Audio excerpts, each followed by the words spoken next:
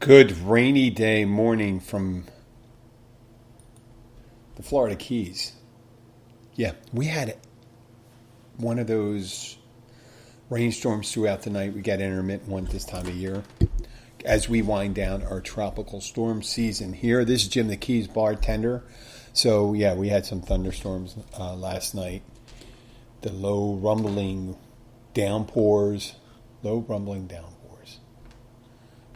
With rain and the thunder and lightning. But it is supposedly, we're expecting a beautiful weekend, and I'm here in the Keys. And every so often here in the Keys, things occur like weather up north. Now, right now, they're getting a lot of rain and things like that, or the remnants of rain coming through. We chat. But the thing that I really miss is being there when I celebrating a friend's some event in their life. But and sometimes it's not. It's consoling people you care about. And recently, the last couple months, two friends that I had at one of my former workplaces in Philadelphia passed away. And pretty innocuously, they weren't as far as I know, there was, I'll find out later about the most recent one that happened this week. That was Brian. But Joey, Joniak and Brian Sokolowski. We worked together at Rodewood Caterers in Philadelphia. And it's no shock when someone says to you, as you get older, you start losing friends more frequently or people that you know more frequently. And that being the case that of Rosewood, just like high school, just like your family, as you move up into age demographics, you start losing more people you care about. And at that time, when you lose those people, you think, as you should, reflections about your time you shared with those people. I want to talk about Brian and Joey. Joey was the leader of the band The Exceptions. He was a drummer. I don't know. I don't want to get in trouble with the other members of The Exceptions, but there's a core group of them. And as well as the house band Razz-ma-tazz, they were friends also at Rosewood. They were two of the best house bands I ever heard. And I've been to a lot of weddings. I worked a lot of weddings. We've had some come in where people brought their own, but normally people took one of our two bands, our house bands. The Exceptions at Razz-ma-tazz, because they were excellent bands. They did, they covered a lot of Thomas songs and things like that. They have great instruments and great vocals and all that stuff. And Joey was the leader of that. Joey was like Brian, which I'm going to talk about Brian a little longer, but Joey I wasn't as close to, but I used to speak to him on the weekends. And that's when we worked. And I'll go into a little more of that later. Brian Sokolowski was a DJ along with his brother at Rosewood. Brian's brother was named Kevin.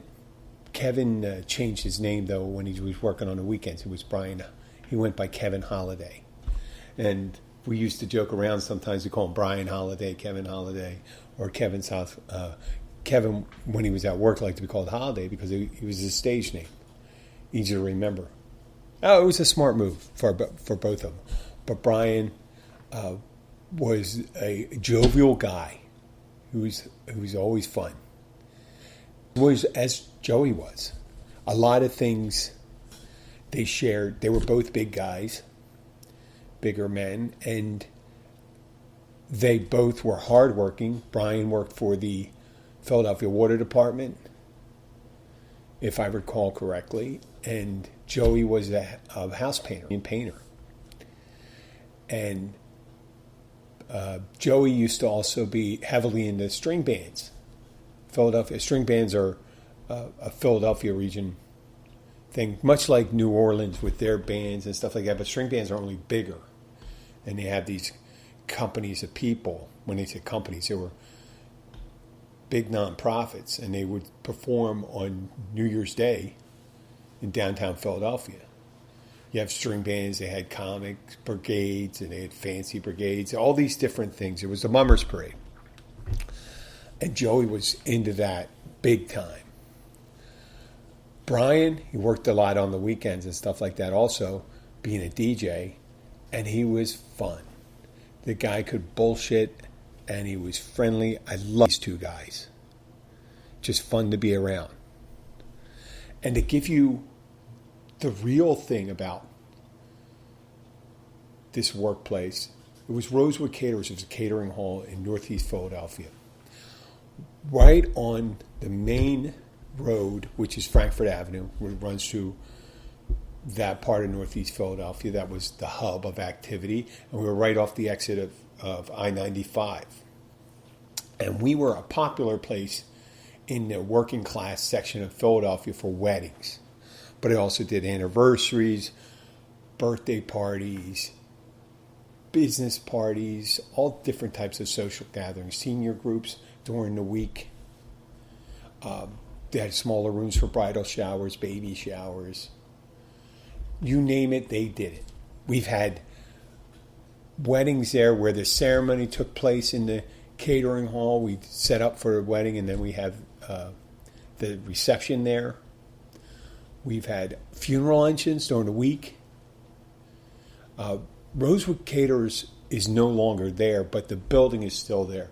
And the interesting thing is anything that happened in the building after we were there doesn't really negate it. But what happened afterwards was, and I'll talk about it now. It was a swingers club for a brief moment when the neighborhood kind of shut it down, and that part of Philadelphia shut it down.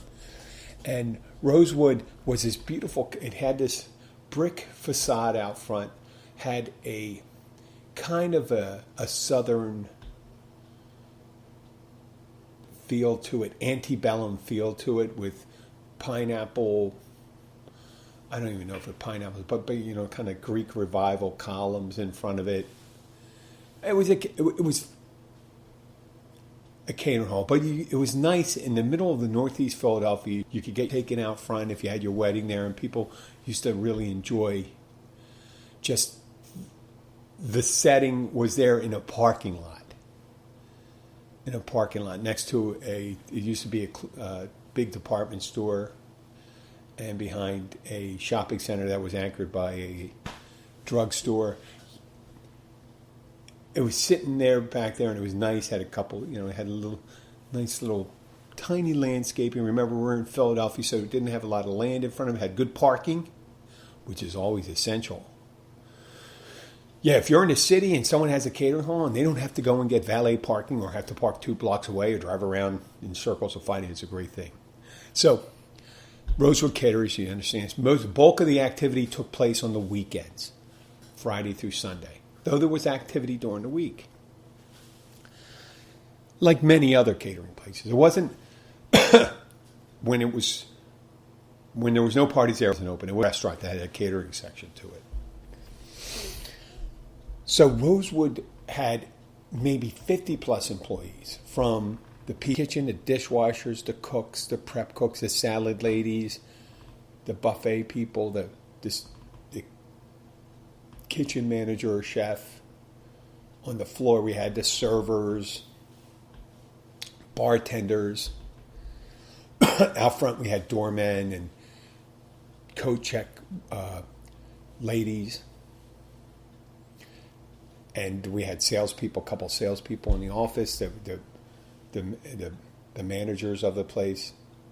And then we had the DJs and the bands.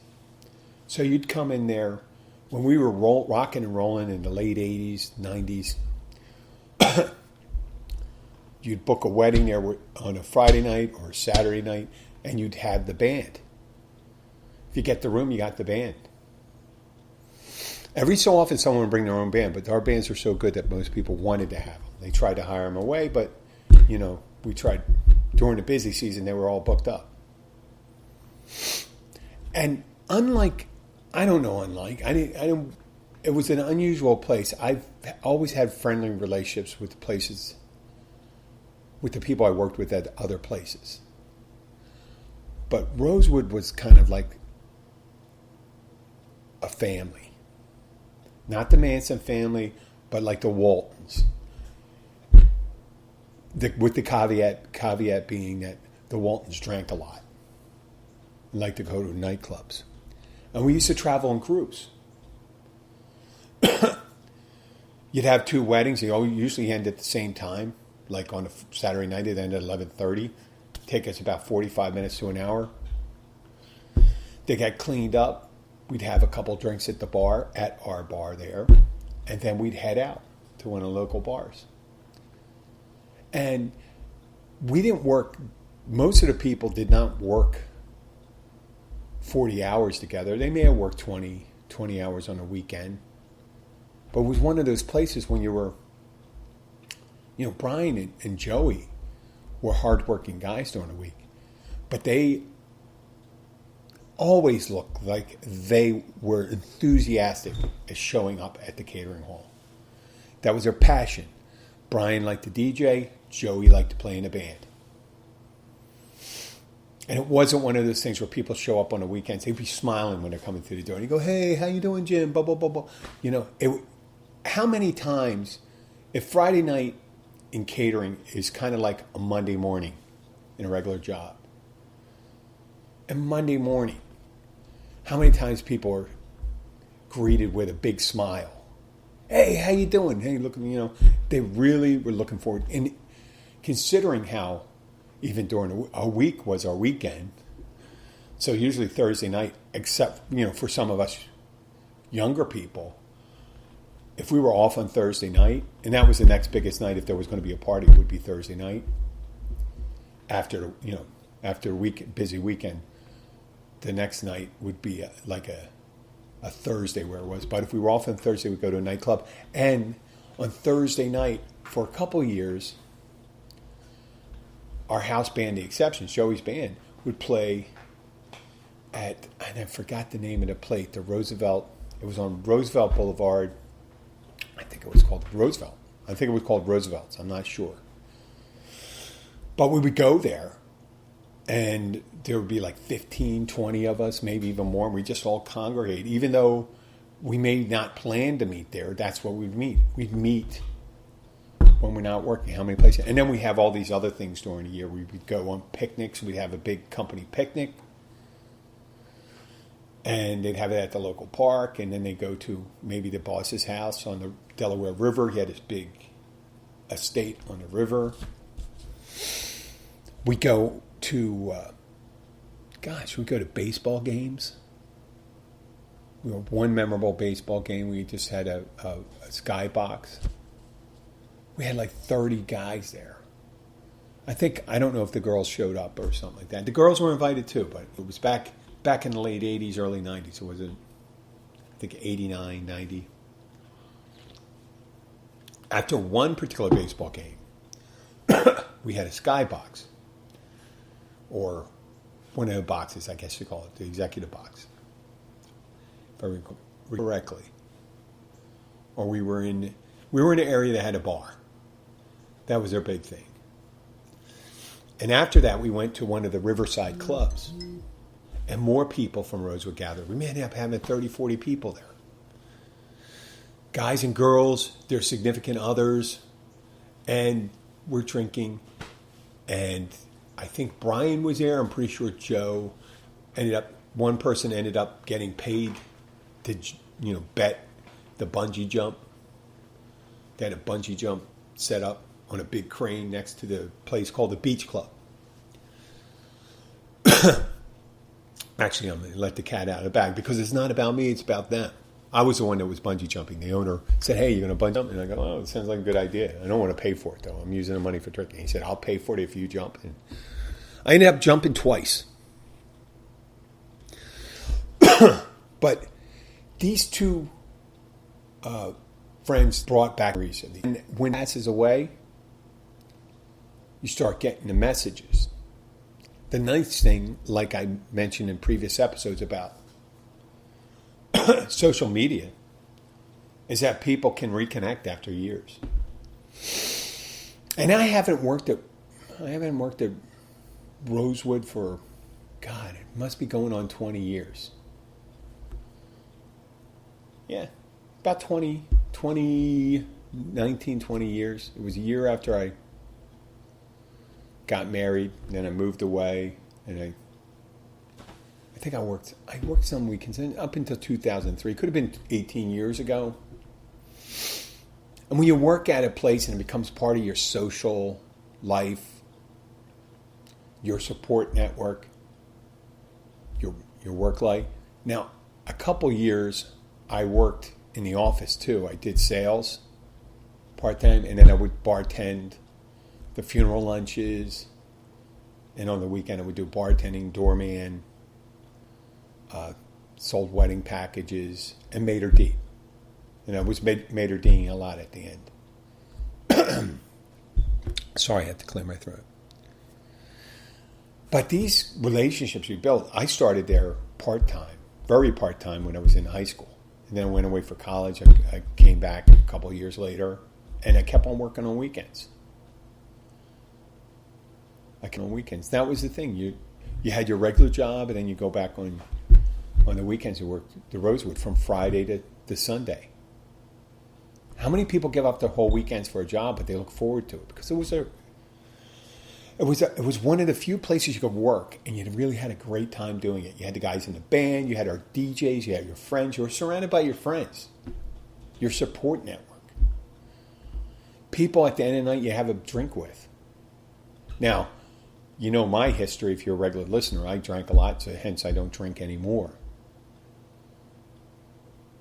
And Rosewood wasn't the cause of my problem drinking or anything like that, but it was certainly a focal point for good times, fun.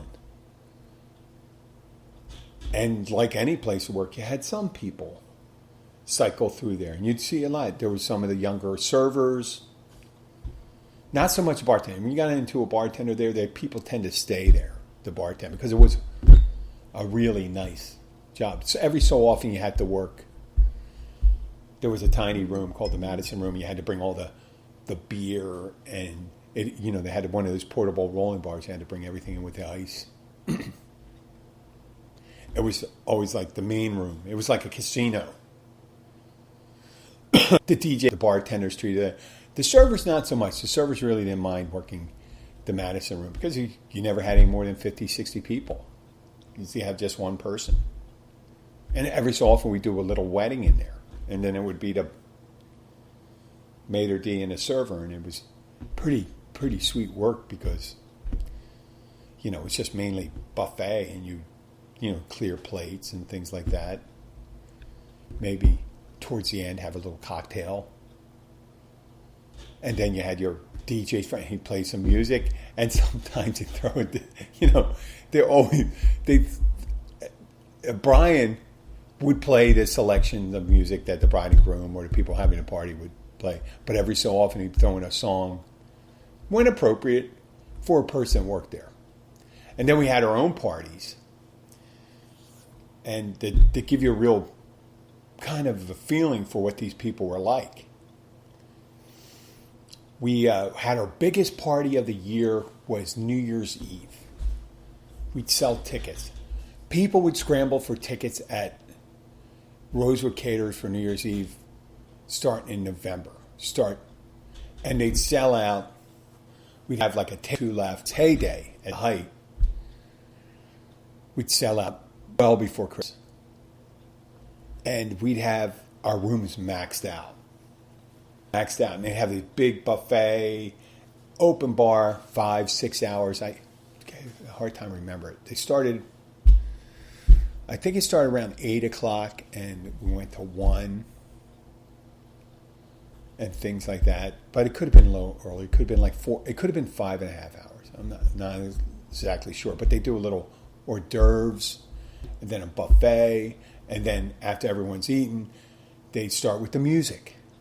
I mean, the music's going the whole time, but the dance music plays after the buffet. And they leave one of the buffets open.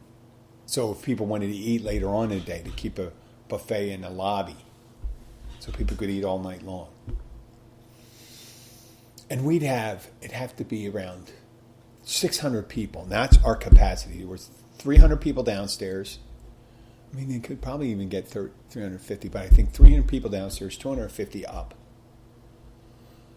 50 people in our Madison room, our small room. And so you have 600 people. We'd have both our house bands playing. I think one year they switched floors. I don't think they switched in the middle, but if you bought a ticket there, you can go to either room, and it was great. You'd have the Razz-ma-tazz playing upstairs, the Exceptions playing downstairs, or vice versa, and things like that. And people would go in there and play. And at midnight, you have the champagne toast and all that stuff. So we had a great time. You know, at midnight, we'd fill up all the champagne glasses, put them out on tables. Everyone gets that stuff. We'd all have champagne glasses, and people that were working there, you would start drinking a little because we still had to work. And it was owned by the Ribas family. I neglect to say the Ribas family. John Ribas was the proprietor, but it was his brother Dave was also involved.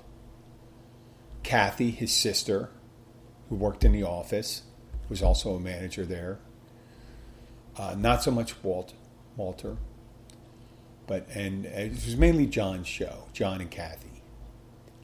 And John had other business interests, and Kathy, Paul, Ray, there's the other Bob was there. There were two Rays, I think, if I remember. Ray in high school, and then older Ray. That's it. So the proprietor, John Ryan, he treated us like family too. It was great. And his wife would be there, Missy. And at the end of the night, as things started winding down, people started leaving, you make sure I'd be at the door or I'd be bartending. And we'd be seeing everyone out. And we'd start cleaning up somewhat, getting most of the stuff up. Because there'd be someone that would come in the next day or two to do a deep cleaning. But we start breaking down some of the tables, putting them away. So there's not as much work for the person that comes in. And we take the streamers out of the ceiling. And then right around 2 o'clock, that's 2 a.m, the party started in the Madison room. And that would get packed in there. And these people, got to remember, these people came in around 6 o'clock, 5:30. And they went right into that. Now, they worked a regular job. If it was a weekday or something like that, it was New Year's Eve and they had to work, they had gotten up in the morning at 7 a.m. Now it's 2 a.m, and that's where the party started in the Madison room. And that party would go to 7, 8, sometimes 9 o'clock. The sun was way up on New Year's Day. Joey obviously Joey would come in to have a couple of drinks and stuff like that, but then he'd be off because he had to be on New Year's Day. I said he was in a string band. That's when they started getting together, right? 2, 3, 4 o'clock. The string bands would get together because they had the march starting at 8 a.m, 9 a.m. String bands started a little later in the day. But it was all night thing. But so Joey was could be going for more like 36, 40 hours straight in a row, no sleep. And we'd be doing, ours was, we'd be going for 25 hours after we were done at our New Year's Eve party. And it would start out with Brian and Kevin would be DJing, or Mike, or Dave Rotan. I'm trying to remember the names. They got a little DJ booth in that tiny room we had. Tiny room. It was big enough. We'd be dancing, drinking. We'd be back, people helping themselves. Usually one of the bartenders would hang out there for a little while, kind of like rotate to make sure people had all the drinks they need. Because the worst, remember I told you once before, the worst bartender anybody will ever have is themselves sometimes, especially when you've partaken of a couple, because then you're judgment on how the poor goes out the freaking window. So let's say Brian's DJing and stuff like that. And then Paul Lafferty, our fearless leader, he was the assistant manager for a while and became the general manager. He would start DJing. He would take over. And we'd be up dancing and stuff like that. And if Paul, he's going through this was back when we still had little 45s. They're the small records, the single, with one song on either side. Eventually we went to CDs and all that stuff, which was easier for them. But Paul would pull out a record and look at it, and if he didn't like it, they ended up giving the guys money for it, but he would just break the record. But we'd have a good time. And we had our Christmas parties. The Christmas parties we had were normally the 22nd or 23rd of December. They never put parties that last 3 days of Christmas. And every so often someone would come in and try to book Christmas Eve or Christmas Day. And they just say, hey, nope, we don't do that. I mean, it took the long view. John wasn't one of those people. It wasn't his only business interest, so he wasn't going to put people to work on Christmas Eve. He was kind of like Ebenezer Scrooge's boss, the first boss he had, the real Fezziwig. Fezziwig was the partier. He says, come on, it's Christmas, let's go. No more work. So Fezziwig was a good character, and John Rye was kind of like Fezziwig. And then we had all the guys. I mean, it's innumerable. I don't want to name too many people because then I'd be leaving someone out. But the people that contacted me recently about the people that passed away, there's Mike Amoroso, Jim Feely, Rocky Swinar. Yeah, I got a friend in Philadelphia, from Philadelphia, named Rocky. And he was better spoken than Rocky, but he's kind of a tough character, little character. Little character. When you say little character, he's not little. He was a stocky young fella. Great guy. Contacted me. Made me think about those times. And you know what? When you get in contact with these people, you just remember the good feelings you had. You always remember. I mean, if you're lucky enough to have a group of friends, think about them the next time you have a reason to contact them, or something like that. Bring back a memory of it, and it's almost always the good time. If it's something that's not a good feeling or something like that, then maybe something did go on. But this is for these guys. I mean, a couple of weeks ago we had Kevin O'Dare come down. He was one of the bartenders. We had all these servers. I've gotten letters from servers I worked with, Debbie, Cheryl. The couple people I was close to, Kathy, was a friend.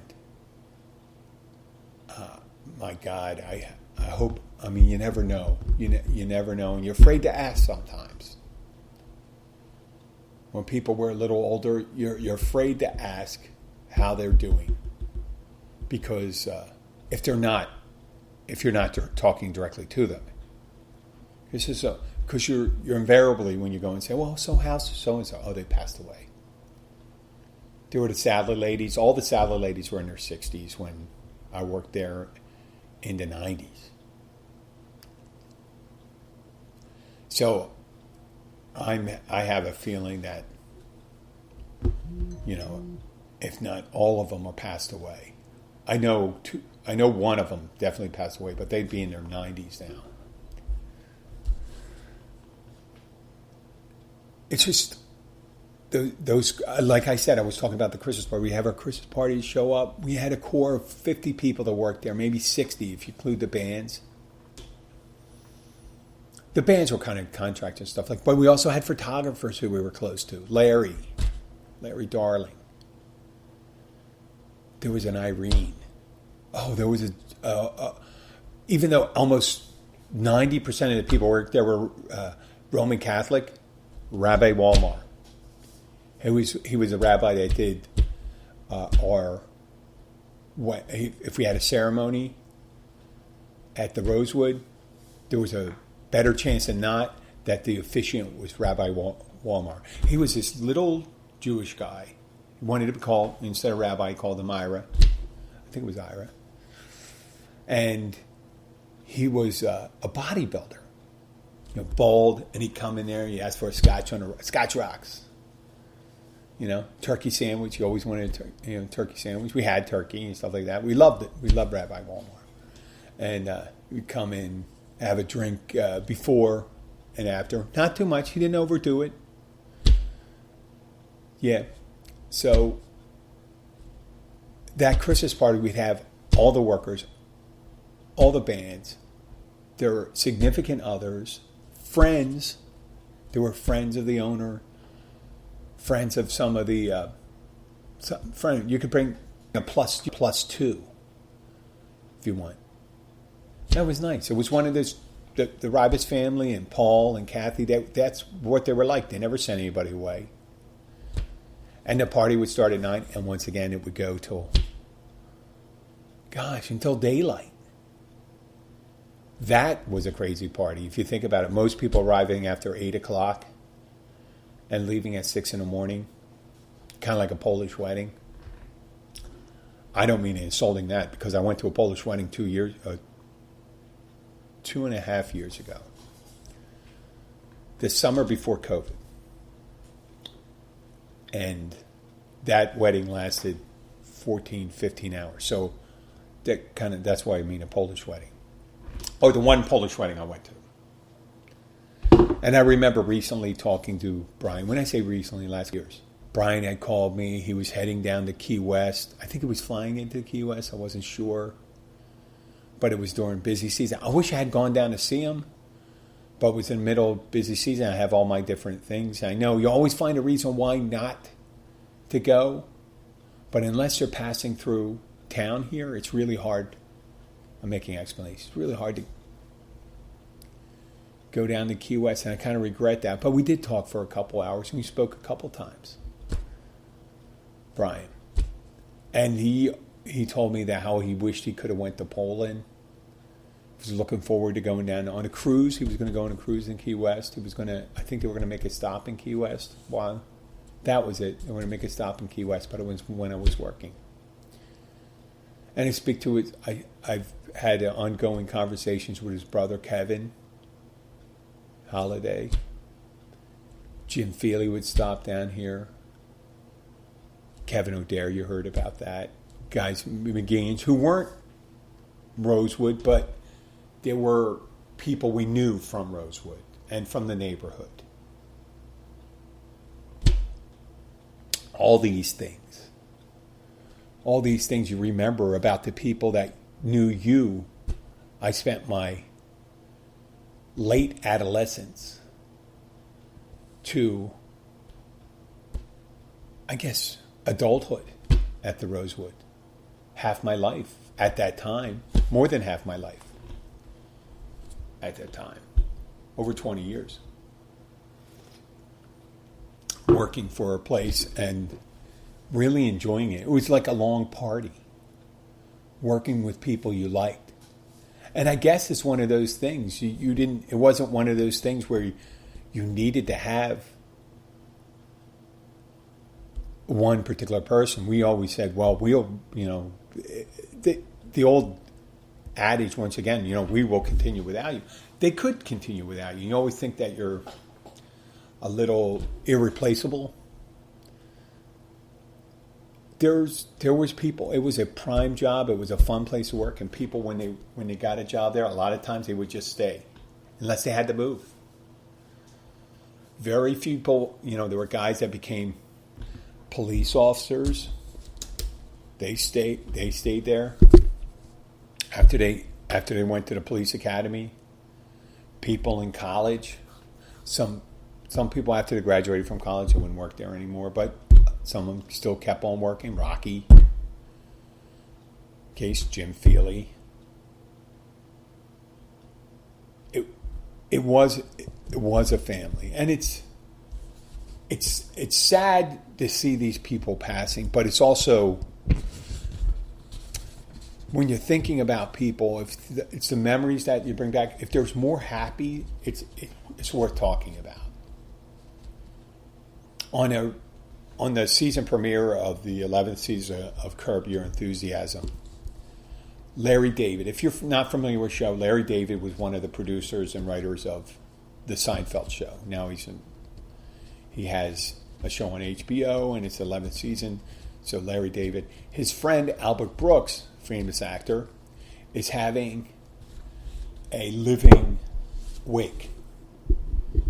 And a living wake, he was throwing for himself, was a wake for people to come and remember him. And so he could keep alive. They stayed in another room, and there was a camera, and he had all these people at the wake, and they did a little eulogy and all that stuff. It was quaint. It was really quaint. But Larry David goes up and says something that's kind of embarrassing about him. And then they discover that he's a hoarder. But these two guys, as long as with everyone else at Rosewood, I'll remember them for years. And they were some of the best parts of my life.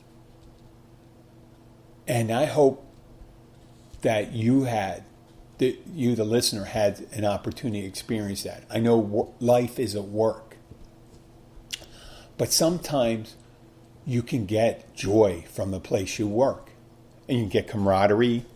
You can get that familial relationship, lifelong relationships with people that you care about, you deeply care about, are some of these people you work with. I mean, a lot of people meet their spouses at the place they work. So don't sell short. People say shit about work all the time. Life's too short. Don't think about work. Blah, blah, blah, blah, blah, blah, blah. But sometimes, and I guess a catering place where you're celebrating, a lot of times you're celebrating, except for the funeral lunches and things like that. And even then, sometimes you celebrate someone's life. Celebration of life, people call it. Well, there's a lot to celebrate in Brian Sokolowski and Joey Joniak's lives. They were good guys, really good guys, fun, always a pleasure to be around, like a lot of those people there.